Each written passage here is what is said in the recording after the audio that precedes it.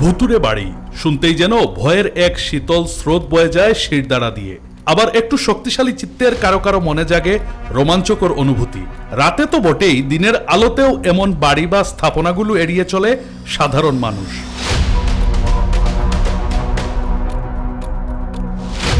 দর্শক, ভূতের অস্তিত্ব নিয়ে যুগে যুগে বিতর্ক মানুষের মধ্যে। টিম সাদাকালো সেসব তর্কে যেতে চায় না, তবে ভূতের উপর দায় চাপিয়ে পরিত্যক্ত স্থাপনা দখল করে মানুষের মনে ভয়ের আবহ তৈরি করার কারিগরদের সামনে আনতে চাই আমরা। দেখাতে চাই কথিত ভুতুরে বাড়ির গল্পের আড়ালে চলা ভয়ঙ্কর সব অপরাধের চিত্র। রক্ষণাবেক্ষণের অভাব, অংশীদারিত্বের দ্বন্দ্ব, আইনি জটিলতা সহ বিভিন্ন কারণে কোটি টাকার শখের ভবন একসময় হয়ে যায় পরিত্যক্ত। জনবসতিহীন এসব ভবন নিয়ে জনমনে তৈরি হয় জল্পনা কল্পনা। অনেকেই এসব বাড়িকে ডাকেন ভুতুরে বাড়ি হিসেবে, কেউ আবার ভয় পান এমন বাড়ির ছায়া মারাতে। আর এই সুযোগ কাজে লাগিয়ে এক শ্রেণীর অপরাধীরা আস্তানা গড়ে এসব বিরান ভিটায়। কিছু বাড়ি দখল হয়ে যায় স্থানীয় প্রভাবশালীদের হাতে, তবে বেশিরভাগ বাড়িতে গড়ে ওঠে অপরাধের সিন্ডিকেট। হরদম চলে মাদক ব্যবসা, চুরি ডাকাতি ছিনতাইয়ের পরিকল্পনার বৈঠক হয় এসব বাড়িতে। আবার চুরি কিংবা ছিনতাইয়ের মালামালও রাখা হয় সেখানে। দেহ ব্যবসার মতো অনৈতিক কাজও হয় এসব বাড়িতে। এর চেয়েও ভয়াবহ অপরাধ অর্থাৎ ধর্ষণ কিংবা খুনের মতো ঘটনা ঘটে পরিত্যক্ত বাড়িগুলোতে। টিম সাদাকালো আজ আপনাদের সামনে নিয়ে আসবে এমন কিছু ঘটনা যা দেখে গা শিউরে উঠবে। সাভারের ব্যস্ততম কলেজ রোডের পাশেই দাঁড়িয়ে আছে সাভার পৌর কমিউনিটি সেন্টারের বিশাল জরাজীর্ণ ভবন। একসময় যা ছিল উৎসব আর কোলাহলের কেন্দ্রবিন্দু, সেটি এখন স্থানীয়দের কাছে এক বিভীষিকার নাম। সাভার মডেল থানা থেকে মাত্র 400 গজের দূরত্বে অবস্থিত এই পরিত্যক্ত ভবনটি এখন যেন মৃত্যুপুরী। গত কয়েক মাসের ব্যবধানে এখান থেকে একাধিক মরদেহ উদ্ধার হওয়ার ঘটনা পুরো দেশে আলোড়ন সৃষ্টি করে। 2025 সালের 29 আগস্ট ভবনের ভেতর থেকে হাত পা বাঁধা অবস্থায় এক যুবকের অর্ধগলিত লাশ উদ্ধার করা হয়। তার পরিচয় শনাক্ত কিংবা হত্যার রহস্য উদ্ঘাটন করা যায়নি। এরপর 11 অক্টোবর একই ভবনের দ্বিতীয় তলা থেকে এক নারীর গলাকাটা অর্ধনগ্ন লাশ উদ্ধার হয়। ধর্ষণের পর হত্যা করা হয়েছে কিনা সে বিষয়ে তদন্ত চললেও দৃশ্যমান কোনো অগ্রগতি হয়নি। 2025 সালের 19 ডিসেম্বর ভবনের দ্বিতীয় তলার টয়লেট থেকে উদ্ধার হয় আগুনে পোড়া ও অর্ধগলিত এক যুবকের লাশ। রহস্য ঘেরা এই ভবন নিয়ে কৌতূহল বাড়লে রাতের আধারে এই ভবনের ভেতর তানিয়া নামক এক নারী সহ ক্যামেরাবন্দী হয় সম্রাট নামের এক ভবঘুরে। এরপর 18 জানুয়ারি রবিবার দুপুরে 2 জনের পোড়া লাশের সন্ধান পাওয়া যায় এই পৌর কমিউনিটি সেন্টার ভবনে। এতে এলাকায় আতঙ্ক ছড়িয়ে পড়ে এবং খুনিকে গ্রেফতারে ফুঁসে ওঠে এলাকাবাসী। আমরা এই এলাকায় থাকি, এখানে লাশ দেখতে আসছি। এর আগেও এখানে লাশ পাওয়া গেছে, এবার নিয়ে হয়তো বা 3-4 বার। তো এবার পুরন্ত লাশ পাওয়া গেছে। আমরা চাই এটা বন্ধ হোক, আমাদের প্রশাসন কিছু একটা ব্যবস্থা নিক। দেখলাম যে লাশ রুমের মধ্যে যেভাবে নিয়ে পুরাইছে, তখন জনগণের কি নিরাপত্তা আছে? প্রায় 3 মাসে 5টা লাশ গেল। এক ভবন থেকে কয়েক মাসে 5টি লাশ উদ্ধার, তাও প্রশাসনের নাকের ডগায়। এমন ঘটনায় স্থানীয় শিক্ষার্থীদের মধ্যেও ক্ষোভ সৃষ্টি হয়। এটা আসলে একটা নিন্দনীয় বিষয়, কারণ হচ্ছে এখানে এর আগেও অনেকবার লাশ পাওয়া গেছে, 3-4 বার লাশ পাওয়া গেছে। প্রশাসনের কাছে এটাই চাওয়া যে এটা হয়তো ওনাদের আন্ডারে নিয়ে দেখ অথবা ধ্বংস করে দেখ, নয়তো কলেজের আন্ডারে দিয়ে দেখ। এটা একটা বাস্তবায়ন করা হোক নতুন ভাবে। এই ক্ষোভ শুধু সাধারণ ছাত্রছাত্রীদের মধ্যে সীমাবদ্ধ না থেকে ছড়িয়ে পড়ে সুশীল সমাজের মধ্যেও। প্রশাসনের গাফিলতির বিষয়ে মুখ খুলেন সাভার নাগরিক কমিটির সাধারণ সম্পাদক সালাউদ্দিন খান নঈম। আমরা এটা দৃশ্যমান দেখতে চাই এবং শুধু পুলিশের উপরে দায়িত্ব দিয়ে বসে থাকলেও চলবে না।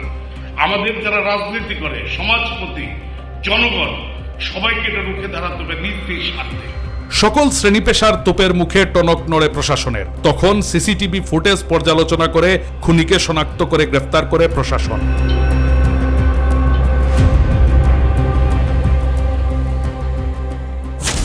গ্রেফতার হওয়া ব্যক্তি মুন্সিগঞ্জের মৌছামান্দ্রা গ্রামের সিচকে চুর সবুজ শেখ।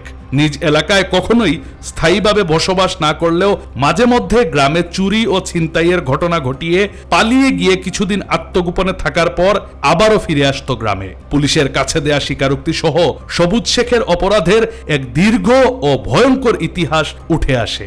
স্থানীয়দের কাছে মশিউর রহমান সম্রাট নামে ছদ্মবেশ ধারণ করা এই ব্যক্তির বিষয়ে তদন্তে নেমে একের পর এক চাঞ্চল্যকর তথ্য নাড়া দেয় গোটা দেশবাসীকে।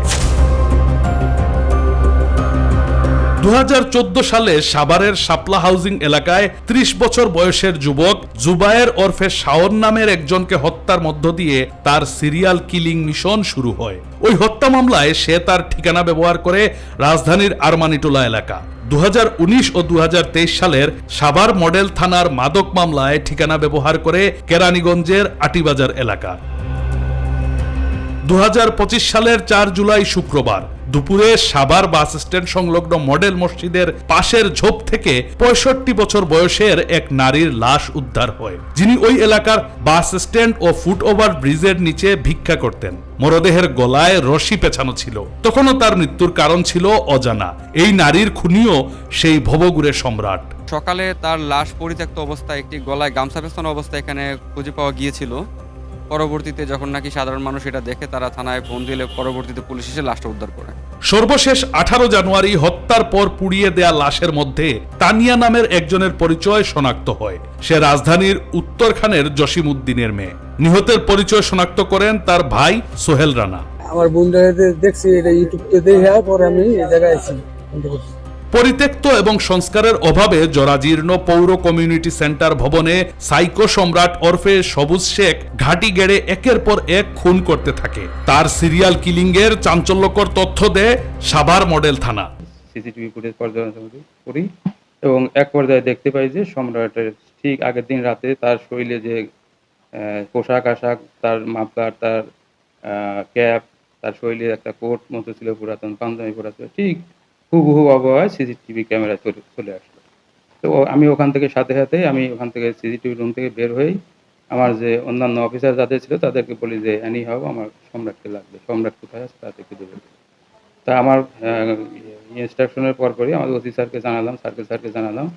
সাথে আমাদের টিম এই সাভার থানার একটু অদূরেই সাভার উপজেলা স্বাস্থ্য কমপ্লেক্সের ওখান থেকে সম্রাটকে আমরা ধৃত করি। 6 মাসে 6টি হত্যার আসামি কথিত এই সাইকো সম্রাটের আদ্যপান্ত গণমাধ্যমের সামনে তুলে ধরে জেলা পুলিশ। আমাদের সাভার পৌর কমিউনিটি সেন্টারে 5টি মৃতদেহ আমরা গত কয়েকদিনে উদ্ধার করেছি গত 5 মাসের মধ্যে, এবং এছাড়াও আমাদের মডেল মসজিদের সামনে একটা মৃতদেহ উদ্ধার হয়। এই 6টি ঘটনায় জড়িত এক ব্যক্তিকে আমরা ইতিমধ্যে আইনের আওতায় নিয়ে এসেছি। উনি ইতিমধ্যে আমাদের কাছে প্রাথমিকভাবে স্বীকার করেছে যে এই 6টি হত্যার সাথেই সে জড়িত রয়েছে। একটি পরিত্যক্ত বাড়ি কিভাবে ভয়ঙ্কর খুনির আস্তানা বা হত্যার হটস্পট হয়ে উঠল, সেই রোমহর্ষক বর্ণনা পাওয়া যায় পুলিশ সুপারের বক্তব্যে।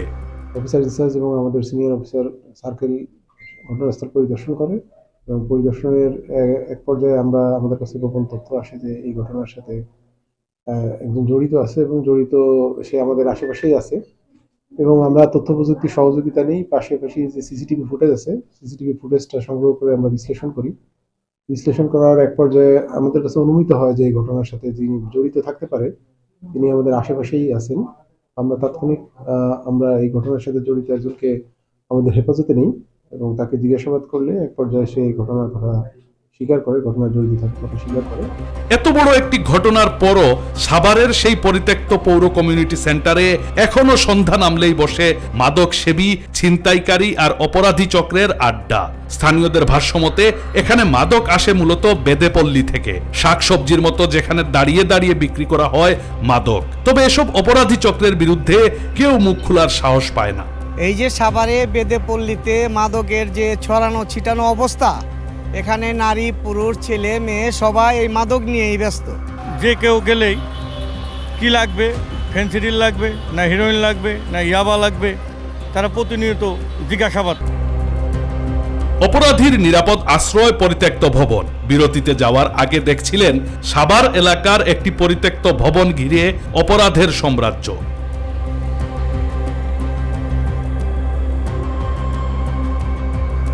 নেত্রকোনা জেলা থেকে জীবিকার তাগিদে সপরিবারে নারায়ণগঞ্জের সিদ্ধিরগঞ্জে আসেন নূর মোহাম্মদ। তার 18 বছর বয়সের ছেলে তাকবীর প্রতিদিনের মতো গত বছরের 25 নভেম্বর বাড়ি থেকে বের হয়। রাত গভীর হয় কিন্তু বাড়ি ফেরে না তাকবীর। পরিবারের লোকজন দিশেহারা হয়ে শুরু করেন খোঁজাখুঁজি। পরের দিন 26 নভেম্বর বুধবার সিদ্ধিরগঞ্জের 4 নম্বর ওয়ার্ডের ওয়াবদা কলোনি বউবাজার এলাকার 4 তলা বিশিষ্ট একটি পরিত্যক্ত ভবনের নিচে পাওয়া যায় তাকে। তবে জীবিত নয়, লাশ হয়ে পড়ে আছে তাকবীর। ওইখানে আমি গেছি, তারপরে ওইখানে নারকেলের ডাক ছিল, তো ওইখানে আমি নেওয়ার জন্য আগে ফুসকি দিয়েছি যে কেউ আসেনি ওইখানে। দেখি যে না, বড় রুমি কেউ না, তার পাশের রুমি একটা ছেলে ভুট হয়ে রয়েছে। ভুটে থাকার পরে তারপরে আমি মনে করলাম যে কি এমনি সে ঘুমাই রয়েছে নাকি। পরে আমি অফিসে জানানোর পরে মনে করেন যে সিকিউরিটি গার্ড ওরা আসছে। আসার পরে ওরা দেখার পরে দেখছে যে না, উনি নাই, বাচ্চাটা নাই। টাকা পয়সা সংক্রান্ত বিরোধের জেরে তারই সহপাঠী হারুন ও রফিকুল তাকে হত্যা করে। ঘটনার মোড় অন্যদিকে ঘোরাতে প্রথমে তার পরিবারের নিকট মুঠোফোনে 40,000 টাকা দাবি করে খুনিরা। আপনি কি তাকবীর আব্বু? আমি হ্যাঁ। এই নাম্বারে, তাকবীরের নাম্বারে আপনি 40,000 টাকা পাঠান। আমি কে রে, কি হয়েছে আমার ছেলের, কি আসো বিষয় কনা, এত কথা বলার সময় নাই। তখন আমার মেয়ের জামাই, আমার ছেলে আমার কিছু জানায় না। তখন মানুষ আমার বহুত আছে যে উনার ছেলেই মারা গেছে। 27 নভেম্বর মামলাটির তদন্তভার পায় পিবিআই। ফোন কলের সিডিআর পর্যালোচনা করে প্রযুক্তি ও গোপন অনুসন্ধানে সোনারগাঁয়ের লাঙ্গলবন্দ এলাকা থেকে মোহাম্মদ হারুন নামের এক আসামিকে গ্রেফতার করে সংস্থাটি। তার স্বীকারোক্তির ভিত্তিতে বিদ্যুৎ কলোনি মোড় থেকে রফিকুল নামের আরেক আসামিকে গ্রেফতার করা হয়। রফিকুলের দেখিয়ে দেয়া স্থানে থাকা সিলিং থেকে নিহতের ব্যবহৃত মোবাইল ফোন উদ্ধার করে পিবিআই।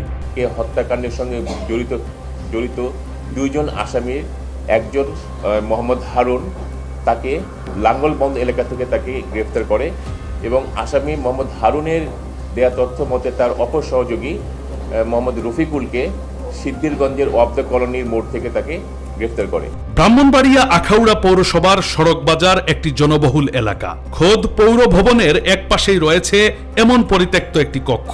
গত বছরের 25 নভেম্বর এই পরিত্যক্ত কক্ষেই ধর্ষণের পর শ্বাসরোধ করে 48 বছর বয়সের পরিচ্ছন্নতা কর্মী মর্জিনা বেগমকে হত্যা করে একটি সংঘবদ্ধ চক্র। মর্জিনা বেগম আখাউড়া পৌর এলাকার দেবগ্রাম নয়াবাজারের বাসিন্দা। মূল বাড়ি কিশোরগঞ্জের নিকলি উপজেলায়। স্বামী ইসমাইল মিয়ার 2 চোখই অন্ধ। জীবিকার অন্বেষণে আখাউড়ায় আসেন অন্ধ স্বামীর হাত ধরে। মর্জিনা সকালে বাজারে পরিচ্ছন্নতার কাজ করতেন আর বিকালে মেয়ের সাথে পিঠা বিক্রি করে সংসার চালাতেন। ঘটনার দিন রাত 3টায় বাজারের নৈশ প্রহরী শহীদুল ফোন করে বাজারের মালামালের গাড়ি এসেছে বলে ডেকে নিয়ে প্রথমে ধর্ষণ করে। পরে তার সহযোগী হুসেন ও রোমান মিলে পালাক্রমে ধর্ষণ করে গলা চেপে হত্যা করে মর্জিনাকে। এরপর লাশ ঘটনাস্থলে ফেলে পালিয়ে যায় শহীদুল, হুসেন ও রোমান। তো গিয়া দেখে যে আমার মা পুরান ভবনের ভিতরে শুয়ে রাখছে মেয়েরা, ঠিক আছে। তো আপনার কাছে একটি চাওয়া, আমার মার খুনের বিচার যেতাম ফাঁসি, আর কিছু না। মর্জিনা হত্যাকাণ্ডের ঘটনায় তার মেয়ে রহিমা বাদী হয়ে মামলা করেন আখাউড়া থানায়। আদালত থেকে তদন্তের দায়িত্ব পায় পিবিআই ব্রাহ্মণবাড়িয়া জেলা। প্রযুক্তির সহায়তায় গ্রেফতার করা হয় এজাহার নামীয় 3 ধর্ষক এবং খুনিকে, যারা বর্তমানে কারাগারে। কাজ কমপ্লিট, 3 জনই জড়িত।